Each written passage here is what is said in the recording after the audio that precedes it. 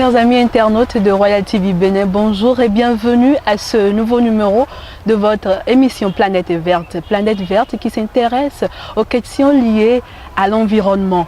Aujourd'hui, nous allons parler du changement climatique, des zones humides et du changement climatique au Bénin. Et pour en parler, nous recevons sur ce plateau pour vous Maxime Djondo. Je ne serai pas seule, bien sûr, pour animer ce débat. Je serai accompagnée de Herman Mono. Herman, bonjour. Bonjour Esther, Monsieur Djondo, bonjour. Bonjour, cher ami. Merci d'avoir accepté notre invitation. C'est moi qui vous remercie. Comme c'est dit tout à l'heure, nous allons aborder avec vous la question des changements climatiques au Bénin. Mais avant, nous voudrions dire à nos amis internautes que vous êtes Maxime Djondo, directeur exécutif de BIZ ONG et en même temps président de Pro Environnement qui est la plateforme des réseaux d'ONG en environnement au Bénin, c'est bien ça? C'est exact. Voilà. Chers amis internautes, bonjour, bonsoir, ça dépend du moment où vous nous recevez. Nous allons aborder la question des zones humides et des changements climatiques. Vous allez nous dire un peu qu'est-ce qu'on peut comprendre, M. Djondo, par zones humides, changement climatique et quel rapport on peut faire entre ces deux thématiques. Merci, chers amis. Pour donner une définition très simple à la portée de tout le monde d'une zone humide, je dirais que la zone humide, c'est un endroit où nous avons temporairement ou de manière permanente de l'eau. Donc, l'élément essentiel qui caractérise la zone humide, c'est l'eau, qu'elle soit temporaire ou de manière permanente. Donc, nous avons les étangs, les lacs, les rivières, les bas-fonds, etc., qui sont par excellence des zones humides. Nous en avons des zones humides naturelles, comme je viens de les citer, comme nous pouvons aussi avoir des zones humides artificielles, comme les barrages, les retenues d'eau, etc., qui constituent des zones humides et qui créent un écosystème particulier pour la vie. Alors, parlant des changements climatiques. Les changements climatiques, vous savez, depuis un certain temps, au fait, les changements climatiques, ce n'est pas nouveau. Qu'est-ce qui a fait que nous avons commencé par parler des changements climatiques? C'est parce que les effets se font ressentir de plus en plus maintenant et avec un revers pour les populations. C'est pourquoi on a commencé par parler des changements climatiques. Au fait, les changements climatiques, c'est le changement global qu'on observe actuellement au niveau de la Terre qui est dû à nos émissions de gaz à effet de serre. Le gaz à effet de serre, c'est ce gaz qui est émis naturellement par les industriels et par toute exploitation que nous faisons. Et normalement, ce gaz, au fait, c'est un gaz qui est produit par le soleil, qui normalement est renvoyé par la Terre dans l'atmosphère et qui est revenu.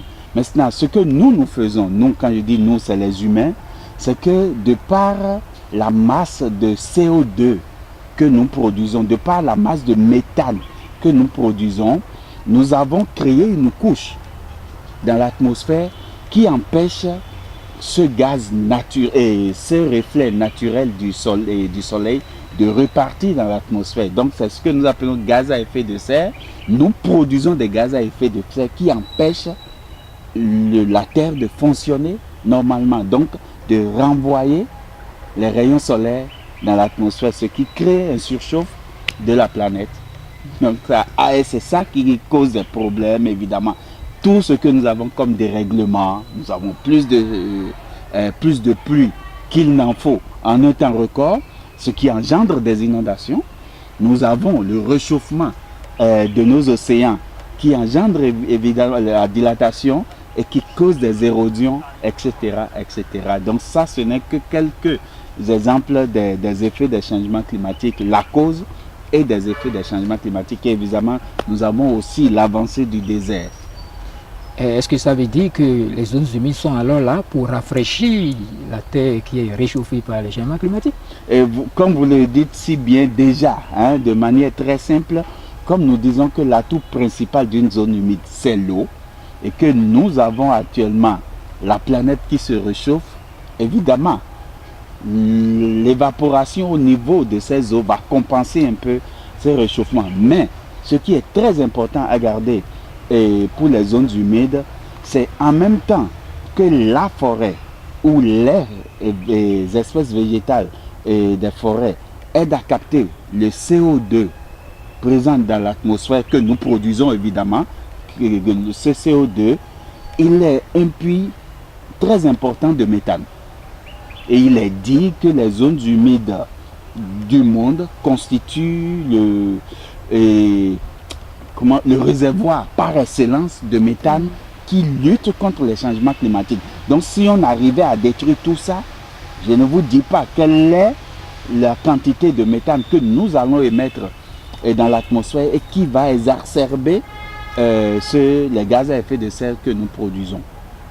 Alors je ne dirais pas que le Bénin échappe à ces difficultés-là, ces problèmes-là, voilà. Quel état des lieux peut-on faire par rapport aux zones humides du Bénin? Je dirais que même s'ils ne sont pas des bons élèves, nous sommes sur la bonne voie. Nous sommes sur la bonne voie parce que nous sommes partis de deux zones humides. C'est le complexe est du Bénin, le complexe est et le complexe ouest du Bénin. Et tout ça qui compose pratiquement tout le sud du Bénin. Parce que le sud du Bénin est humide. Nous avons l'océan, nous avons les lacs et autres. Donc ce qui a fait que le Bénin a enregistré auprès de la convention de Ramsar deux sites. En premier, c'est le site Ramsar 1017 composé du lac Aémé, des lagunes côtières, et du site Ramsar 1018 composé du lac Nokoué, de la lagune de Porto-Novo et de la basse vallée de l'Ouélé. Ensuite, nous sommes allés au nord où le Bénin a pu inscrire deux autres sites. C'est le site du complexe de la Pendiari et le site du complexe du W. Chemin faisant, nous avons pu inscrire maintenant, si je ne m'abuse, le premier site transfrontalier de l'Afrique de l'Ouest, qui est le chenal de Gbaga, qui est le chenal de Gbaga, qui est la nouvelle zone humide inscrite par le Bénin. Donc, à l'heure où je vous parle, le Bénin peut dire qu'il a 5 sites Ramsar internationalement reconnus. Et ça ne veut pas dire que le Bénin n'a pas d'autres zones humides d'importance. C'est ce que nous avons pu inscrire, ça. Il y a d'autres pays qui ont des centaines, qui ont inscrit des centaines de zones humides, mais qui cumulées n'atteignent pas la superficie des 5 zones humides inscrites par le Bénin. Donc, c'est juste un processus d'arriver à inscrire plus de zones humides pour que ces zones humides répondent aux normes internationales de conservation. Donc, sur ce plan, c'est ce que nous avons comme zones humides de manière internationale. Mais comme je le disais, nous avons plein d'autres zones humides gérées par les communautés elles-mêmes et que je dirais, j'espère que je ne me trompe pas, mais sur la base de nos observations, nous disons que les zones humides gérées directement par les communautés et qui ne sont pas dans la liste internationale des zones humides du Bénin sont mieux gérées que celles que les zones humides gérées directement par le gouvernement.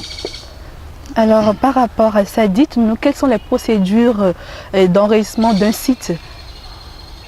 C'est, disons, un peu plus administratif, mais participatif. Participatif en ce sens que le site est défini par l'Agence béninoise de l'environnement au Bénin en charge de la gestion des zones humides, point focal Ramsar au Bénin. Et ensemble avec les communautés, l'ABE arrive à délimiter ce site, à doter ce site d'un plan de gestion participatif parce qu'il faut obligatoirement que les communautés vivant à l'intérieur et autour de cette zone humide puissent contribuer au développement de ce plan de gestion. Et c'est ce plan de gestion qui fait objet maintenant d'un plan d'aménagement et d'un plan de financement qui est maintenant soumis à la convention de Ramsar pour dire que le gouvernement du Bénin voudrait que ce site soit reconnu comme site international et qu'il soit géré sur les normes internationales retenues par la Convention. D'accord, merci beaucoup, monsieur. Monsieur Diondo, si je vous comprends bien, ça veut dire que une fois qu'un État inscrit un site à la Convention de Ramsar, l'État devient donc membre de la Convention de Ramsar. Exactement. À partir de ce moment, le Bénin a inscrit le premier site le 24 janvier 2000. Du 24 janvier 2000 à ce jour, ça veut dire que nous sommes déjà en train de passer 18 ans. Oui. Donc, en tout cas, un minimum de 18 ans. Oui. Donc, est-ce que vous pouvez nous parler un peu du respect de l'engagement ou bien des engagements que le Bénin a vis-à-vis de la Convention de Ramsar? Parce que partir à une convention, ça engage des engagements, si je peux me répéter. Oui. Exactement. Bon, malheureusement, je ne sais pas, ça dépend de quel côté on se met, malheureusement ou heureusement, le Bénin n'est pas le seul mauvais élève en ce qui concerne le respect de la Convention de Ramsar en Afrique. En Afrique, mais pour vous dire que quand vous inscrivez un site à la Convention de Ramsar, si je prends tout simplement, tout bonnement, le site Ramsar 1018 composé de la lagune du lac de Nokoué, de la lagune de Cotonou, de la lagune de Porto Novo et de la basse vallée de l'Ouémé, vous voyez que la gestion qui est faite est tout à fait contraire à ce que nous avons pris comme engagement en ratifiant les traités et mieux encore en donnant ce site comme étant un site international. Vous voyez comment est-ce que le site est pollué, principalement le lac Nokoué, où tout le monde y jette ce qu'il veut.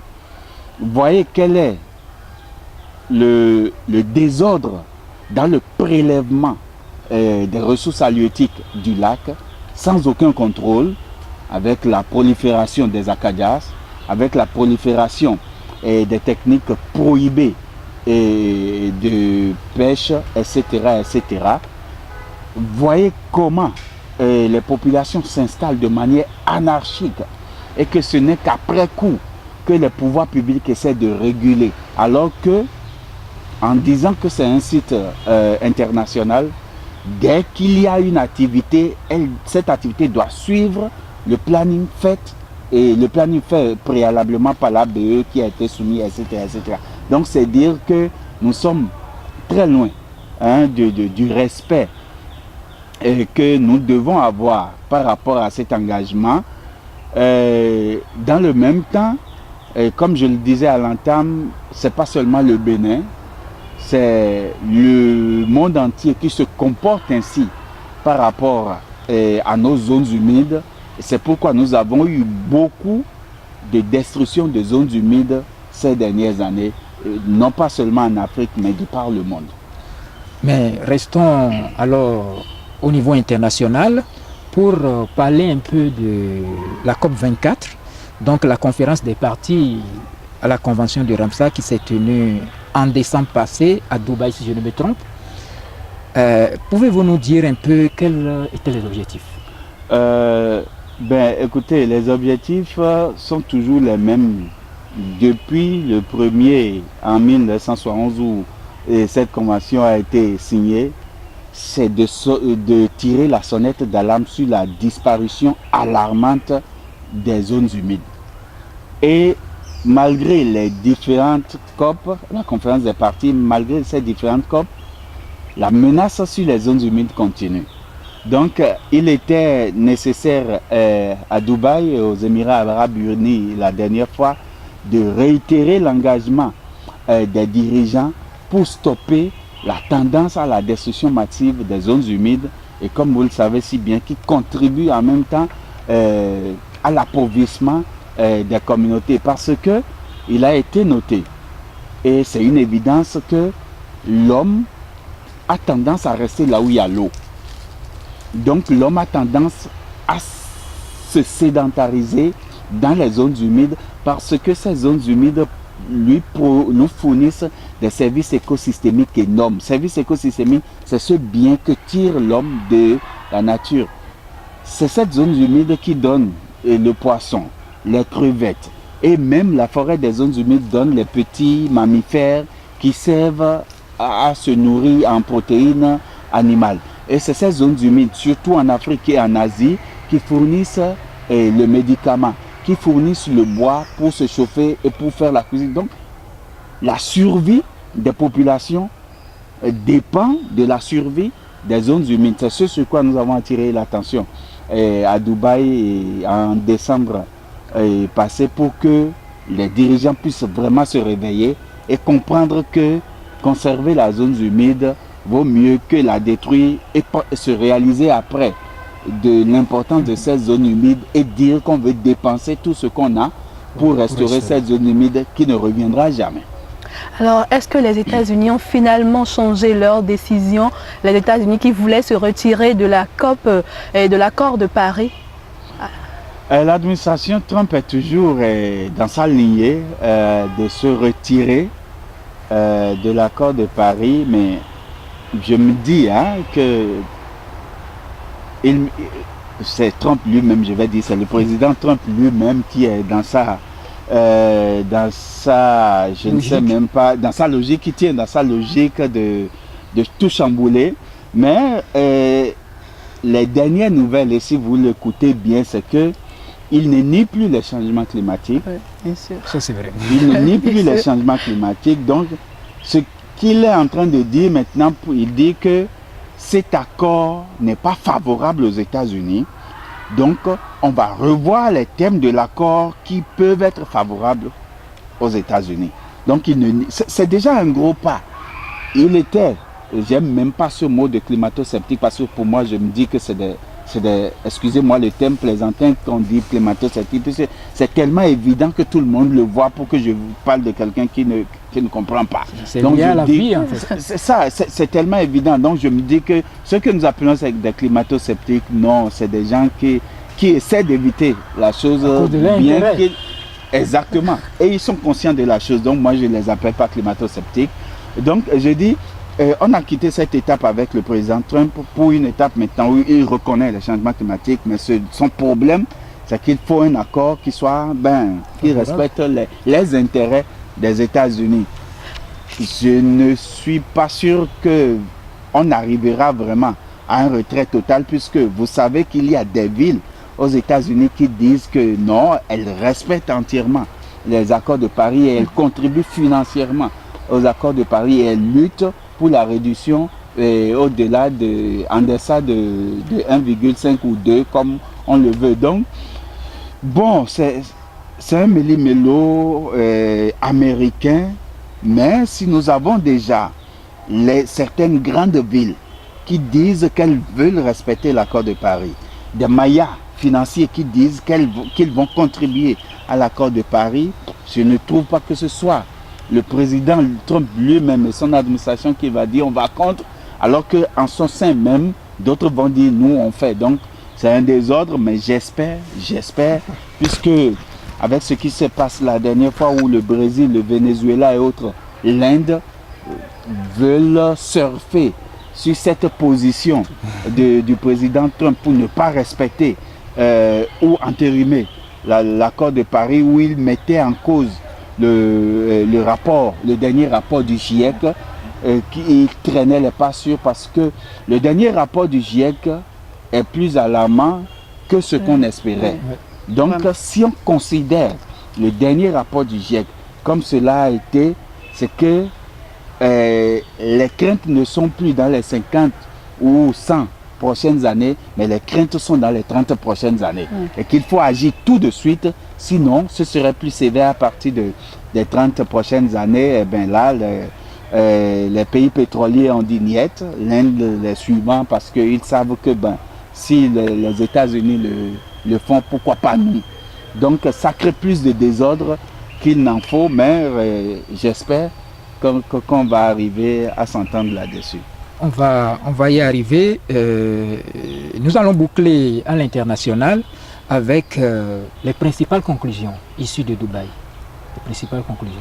Je n'ai pas, si vous le permettez, la mémoire de la fiche de la feuille de route telle qu'elle, issue de Dubaï, mais il était dit, et sinon il a été dit et réaffirmé que les États doivent plus s'engager à conserver les zones humides sur la base des menaces que constituent les changements climatiques sur les zones humides pour la survie des populations.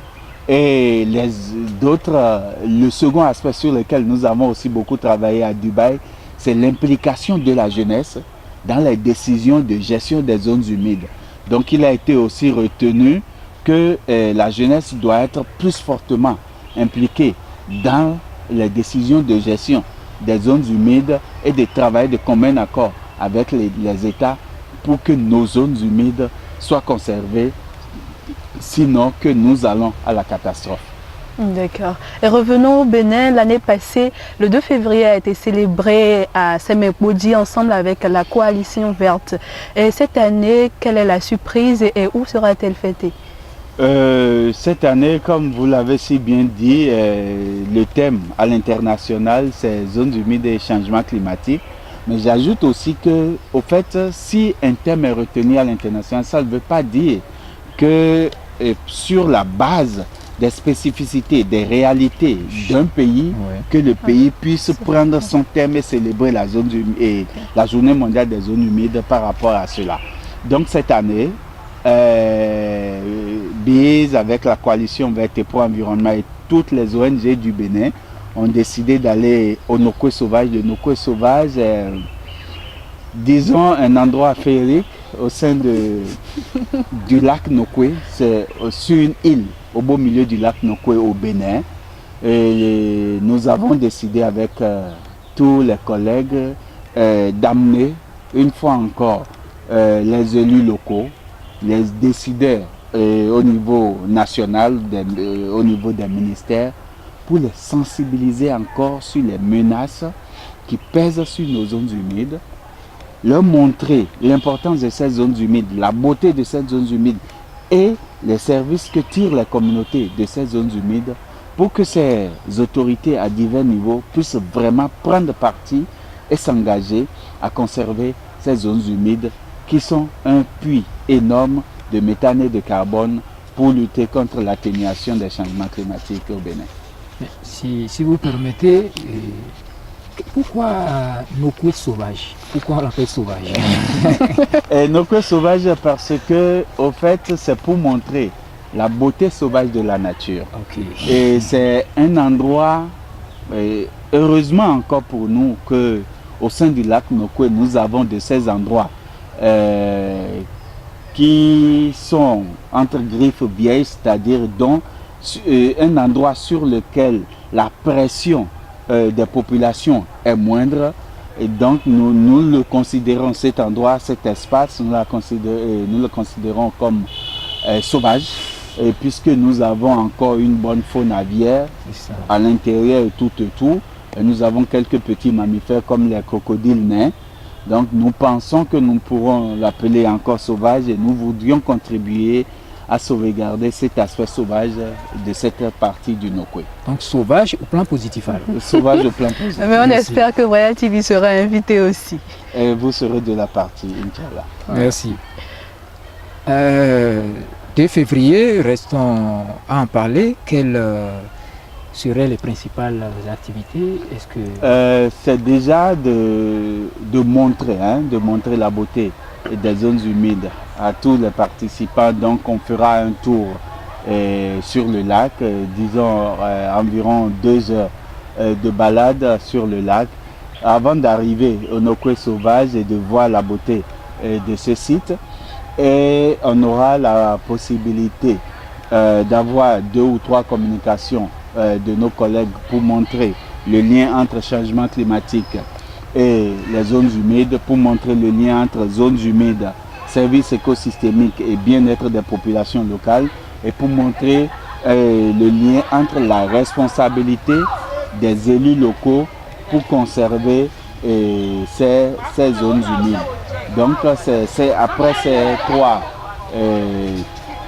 communication, nous irons à un panel où les élus locaux vont décider entre eux-mêmes de quel serait leur apport, de quelles sont les mesures futures qu'elles voudraient prendre pour conserver ces zones humides. Et nous, ONG, nous, membres de la société civile, nous allons travailler à les accompagner pour la sauvegarde de ces zones humides par le respect de leurs propres engagements. Ah ben, merci. Ça va être toujours avec Coalition Verte. Et toujours. La Coalition Verte, au fait, BISE n'est que le bras armé de la Coalition Verte pour organiser cet événement. Donc en fait, c'est la Coalition Verte qui organise cet événement parce que sans nous jeter des fleurs au sein de la Coalition Verte, je suis heureux que nous ayons pu mettre des groupes thématiques au sein de la Coalition Verte. Nous avons le groupe thématique Zone Humide qui travaille, qui est sur les zones humides. Nous avons le groupe thématique éducation environnementale, nous avons le groupe thématique changement climatique, nous avons le groupe thématique forêt. Donc dès que nous avons ces genres d'activités, le réseau habilite une de ces ONG à organiser en son nom et qui est porté par toutes les ONG membres. Donc Coalition Verte est un réseau d'ONG. Est un réseau d'ONG. D'accord. Est-ce qu'on peut connaître un peu les ONG qui sont au sein de cette coalition? Pour le moment, nous sommes 16 ONG. Non, je dirais, excusez-moi, qu'il y a eu 16 ONG en 2018, mais en 2019, maintenant, nous sommes passés à 19 ONG parce que nous avons eu de nouvelles recrues. De mémoire, je pourrais citer que nous avons BIS ONG, nous avons CIPCRE, nous avons Crédit, nous avons Vadid, nous avons Nature Tropicale, nous avons Éco-Écolo, nous avons Cradib, nous avons AMN, nous avons IDID ONG. Et tout le reste. Et tout le reste, oui, parce que ça va m'être difficile de citer, mais voilà. Merci beaucoup. Nous sommes presque au terme de cette émission. Un mot de fin avant de clôturer. C'est moi, au nom des ONG, qui vous remercie pour cette opportunité que vous nous donnez de porter la voix des sans-voix. Et pour nous, les sans-voix, c'est l'environnement qui ne parle pas notre langage, mais qui nous parle autrement, parce que quand l'environnement souffre et quand nous sommes inondés, c'est qu'il nous parle et que nous ne comprenons pas. Quand les berges s'érodent, c'est que l'environnement nous parle et que nous ne comprenons pas.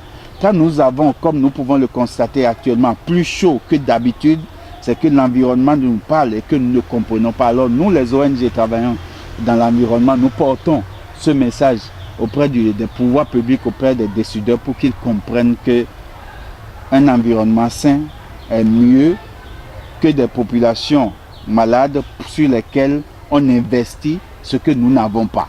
Donc c'est vous remercier par rapport à cette opportunité que vous nous offrez et dire aux décideurs que les zones humides, c'est le poumon vital, surtout en Afrique, c'est le poumon vital qui donne la subsistance aux populations et que nous devons coûte que coûte, sauvegarder ces zones humides qui contribuent à lutter contre les changements climatiques.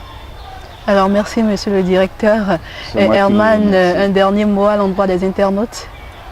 Merci cher monsieur Djondo, chers amis internautes, merci de nous avoir suivis. Nous continuons de compter sur vous. Et vous pouvez également compter sur nous, la main dans la main, et on avance. Alors pour clôturer, moi je vais citer cette citation de Pape François qui disait « Nous parlons du changement climatique comme s'il ne concernait que la planète et non ceux qui l'habitent. » Donc chaque être humain de son côté doit s'investir pour maintenir la nature. Merci chers amis internautes de nous avoir suivis. Bye bye et à la prochaine pour un autre numéro de Planète Verte.